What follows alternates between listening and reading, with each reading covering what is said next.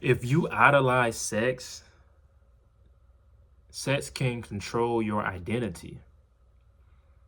It can override your emotions. It can override your thoughts. It can override your vision. It can prolong your blessing. It can prolong the woman of your dreams. It can prolong the man of your dreams. And I realize, us as men, we don't know how to accept rejection to a point where that individual tells you no, then you get in your feelings. You guilt trip her. You make her feel bad. That's how you know when you idolize sex. Then you run to something else that can give you pleasure. Subconsciously thinking about that side piece. Oh, let me take this side piece so she can give me a release. Scrolling on Twitter. You know, I I've done all of this. I've done every single last bit of it. I was a slave to sex. I was a slave to cheating. I was a slave to fornicating. I was a slave to pornography. I was a slave to all types of everything. And I realized, and I'm talking from experience. I realized, as men, we would drive 4 to 5 hours just to get a 10 and 15-minute release. Then after we get that release, we looking at that chick, the young lady, like, I don't want nothing to do with you. I've been there, I've done it, and I realized that that's not what love is. That's not how you treat God's daughter. And I had a relationship that was based on sex. The foundation was based on sex, where the sexual act was 4 to 5 times a day. And this was going on for years. And you become deceived to think that's what real love is. Okay, love is sex. But no, love is not just sex. You have to realize you have to make love to the brain, to the mind. You have to pillow talk them in a sense of talking to them with a soft voice, soft tone, treating them with gentle kindness, loving and peace. And fellas, I pray and I encourage you to submit to God, because once you submit to God and yield to God, He will give you dominion. He will give you leadership. He will give you kingship over your assignment. Then your lady will be able to submit to you. Now you walking around wondering why your woman don't listen to you, because you're not submitted to God. If you submit to God, your woman will submit to you because she will respect you. She will see the kingship within you. She will see God all over you. That she's able to lift you up. Now she's able to operate in her full potential. And man, and I can go on and on, and I'm so passionate about this because I was once, in y'all shoes. And I'm not saying that I'm above y'all, because I get dealt with temptation every day. But, once I submitted to God and I yield to God, God gave me His fruits. He gave me His confidence, His firmness, His boldness. And I'm able to stand up against that temptation. Like, hey, if you want to do this thing called boyfriend and girlfriend, I'm waiting till marriage, boo. If you don't want nothing to do with it, kick rocks.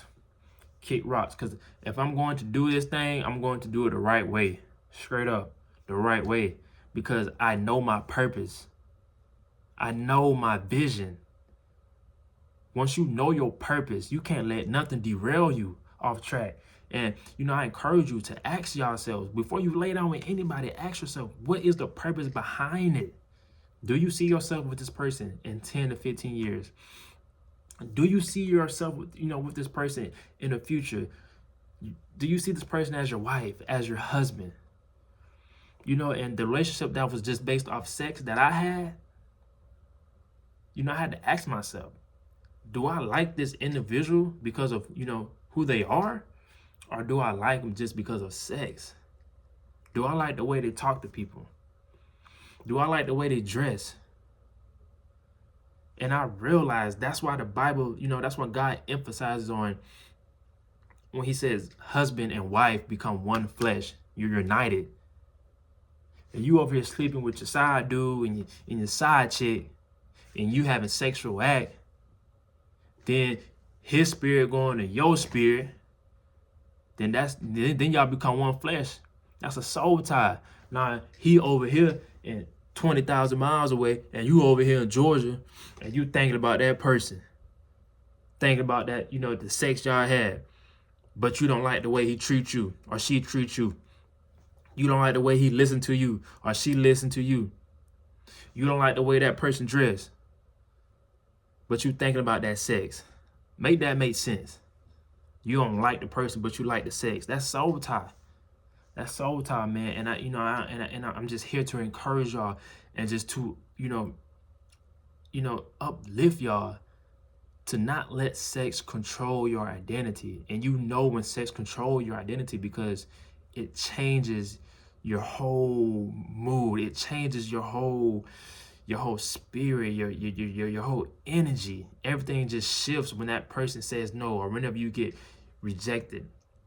And that's why I always encourage women in general. Like, if a man approach you and he asks for your number, please give him a fake number. Just give him a fake number. Cause, man, we don't like rejection. That's just the truth. That's just the truth. Cause when that person told me no, boy, I'll go right in that bathroom, scroll right on Twitter or the internet. But not just realizing that if you deplete yourself, that's not right. And I did research, and I read articles on your semen. If you hold your semen and the semen retention, it for years, and you wait till marriage, it moves up to your mind and it's able to give you clarity. You're able to have clear skin. You're able to see your vision more. Your semen is so powerful. It's very powerful, and I think we don't realize that, and I learned that when it comes down to, sex, in that relationship, it can either take from your relationship or it can add from your relationship. That relationship that was based on just sex ended. Then I moved to something different. And like what I just said earlier, sex can either add to your relationship or take from your relationship.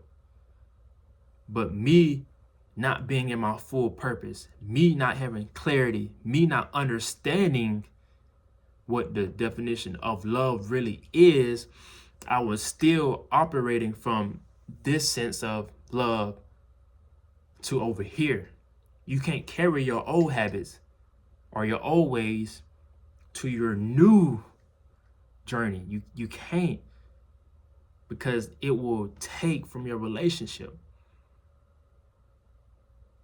So I just encourage y'all. And one thing that helped me was fasting. Fasting really helps. And if you watch my video, I always say, put your fruits to exercise. Fasting exercises that self-discipline. It exercises that self-control. Because when I'm on this fast, I get tempted every night. My mama should get to cooking some fried chicken, collard greens, baked beans, cornbread, and my flesh, in my mind, it say, go eat that food. Just go eat it. It won't hurt. But no, once you know your purpose, I know what I'm doing this for. I know this is going to help me become a better man, a true man, a man of God, a man of integrity, a man of substance, a man of purify. So, why would I give in to that temptation? And that's what I mean. Put your fruits to exercise. Fasting really helped me. It helped me overcome these things. And I'm going to do more videos on this subject, because I feel like we all need help. We all are in this together. Iron sharpens iron. So y'all stay blessed, man.